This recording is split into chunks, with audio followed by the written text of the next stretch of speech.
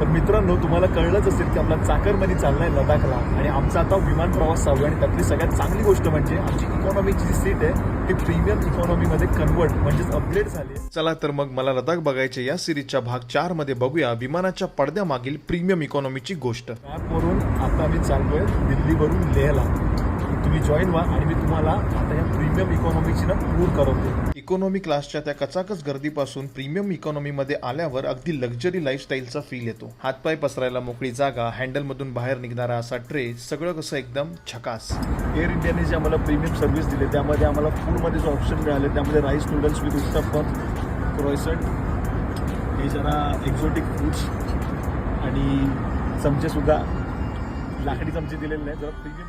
जेवण झालं, बाहेरचा नजारा झाला, पण आता असा प्रश्न जो पहिल्यांदा विमानात बसणाऱ्या सगळ्यांना पडतो तो म्हणजे टॉयलेट कुठे आहे. म्हणतात ते खरं आहे, विमानातलं टॉयलेट म्हणजे मॅचबॉक्सच्या साईज सारखं, पण तुमच्या प्रोग्रामसाठी ते सगळं काही उपलब्ध असतं. इथल्या फ्लशमध्ये ना पाणी कमी पण हवा जास्त असते. आणि हो, बच्चे कंपनीच्या प्रोग्रामसाठी एक फोल्डेबल फळी पण असते. प्रोग्रामच्या या गोष्टीवरती इथेच पाणी सोडूया आणि मूळ प्रश्नाकडे वळूया की या साध्या इकॉनॉमी वाल्यांना प्रीमियम इकॉनॉमीचं तिकीट मिळालं तरी कसं. अशाच भन्नाट प्रसंगांनी खचाखच भरलेली ही 4 मित्रांची लडाखची गोष्ट बघत राहायची असेल तर एकदम सोपं चाकरमानी व्लॉग्स या चॅनलला फॉलो करा.